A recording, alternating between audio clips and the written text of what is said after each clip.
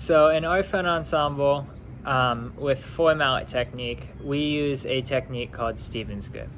So before I teach you that, I just want to talk about 4-mallet. I'm not going to lie to you, it's difficult to start. I remember being a freshman and I started out playing vibraphone, and vibe mallets are a little bit heavier than limber mallets. And vibraphones, I made sure I got you guys vibe mallets so you can go ahead and start practicing with that. But it takes a lot of time to build, and that's why we're going to go ahead and start now, and we're going to take it very slowly. I don't want anyone to panic. It's not going to be easy, but it doesn't have to be insanely difficult and feel like you're never going to get it, because trust me, you will. At band camp my freshman year, I remember we had been practicing for a few weeks, and I did not really feel like I had 4-mallet. But I didn't have it down. But by the end of band camp that week, I had done it so much that it just happened. I just learned it. It just takes time, and it will be frustrating, and I know. And don't worry about it, because it's not just you. It's everyone who learns it. Everyone has problems. It's one of the harder things you'll learn as a percussionist, because battery, they learn all of their stuff, and they have to march and stuff, but it's a completely different world trying to play 4-mallets. So one thing I want to talk about with this technique, as you practice it, you will probably develop a few blisters. So before I even teach you the technique, I want to teach you how to deal with blisters. So there's a couple points on your hands that will most likely develop blisters. That is right here between your ring and pinky finger, and on the side of your middle finger, you might feel a little sore, and then you might develop a blister in the center of your hand.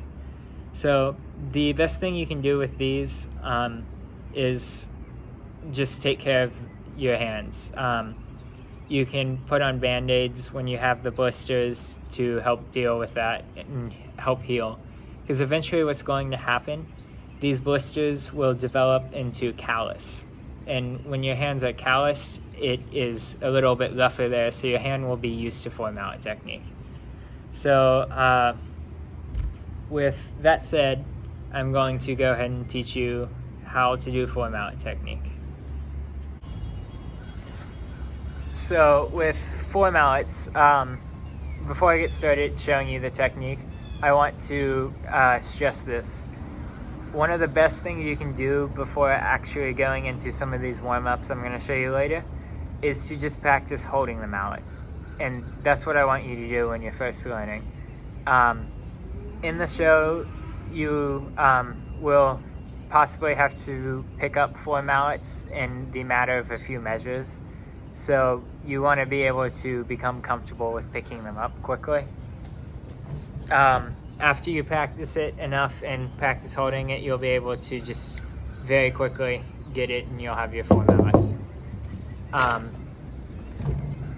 So now I will teach you the actual technique. So as I mentioned earlier, our 4-mallet technique that we use is called Stevens grip. We all have to use Stevens grip so that we're all in sync. There are a few different forms of 4-mallet technique, but Stevens grip honestly is the best one for what we're doing. So starting out, when you play 4-mallet, you have to be able to breathe and relax. If you tense up, it's going to be harder on yourself, and your wrists are not going to cooperate with you. Because like in 2-mallet, in 4-mallet, wrists are even more important for you. It's your fulcrum of movement. It's how you get the sounds produced. So I'm going to show you how to do 4-mallet. I'm going to take it nice and slow. So the technique, as I've said, is Stevens grip. So I'm going to break this down really slowly because I don't want to confuse any of you.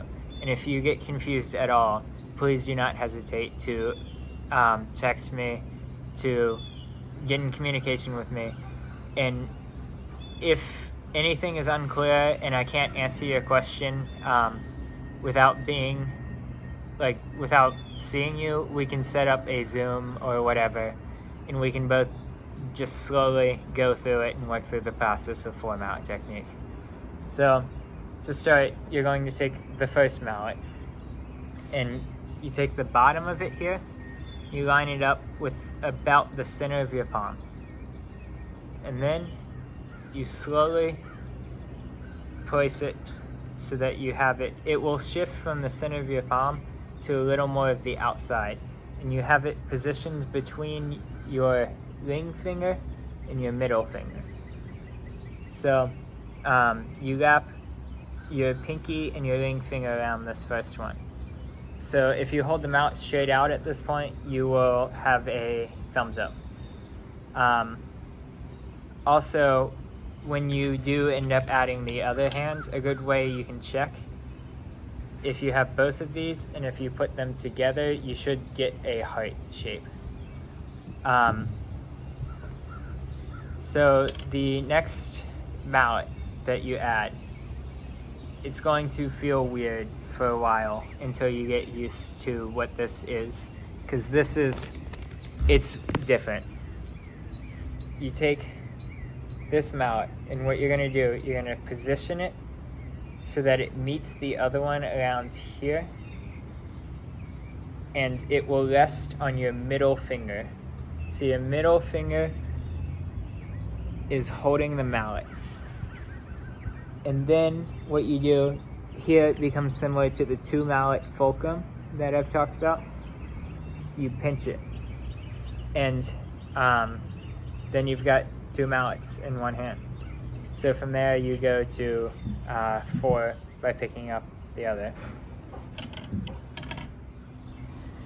Okay, so let me run through that again. Take the mallet, it's going to line up with the center of your palm. Then you transition it this way so that it rests on your ring finger, and you wrap your ring finger and pinky over the mallet. So then, like I said, you'll have the thumbs up here.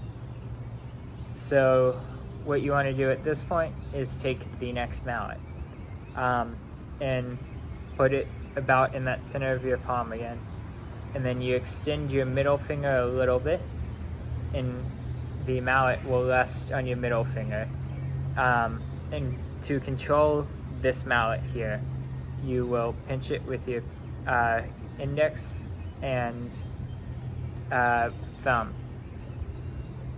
So with movement of these mallets, instead of just up and down like normal 2 mallets, you also have some side-to-side movement. So you can control that. You roll the mallet with your thumb along your pointer finger. And then you can also stretch and compress your hand, and that will help with different intervals of 4 mallet. So with movement of the 4 mallets, you still heavily need your wrist. It's all in the wrist. One of the best things you can do starting out to practice, just take these mallets and take one hand, go on the floor or on a table, and just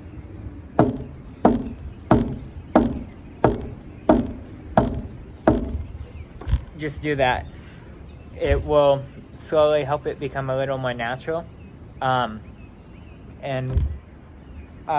you can also make sure that your mallets are in line with each other, because one of the most important things about 4 mallet is being able to hit at the same time instead of flamming, because if they're at 2 different heights, it creates a flam and it will be more of a instead of. So to finish 4 mallet, you do the same thing with your other hand. it may be a little more difficult for you to get the second hand because you only have one hand to set it up. So just take it slow. So you'll pick it up already in between the ring and middle finger, so that it's like that. You'll have the thumbs up, and then from there, extend your middle finger a little bit so that you can, here, let me adjust the camera.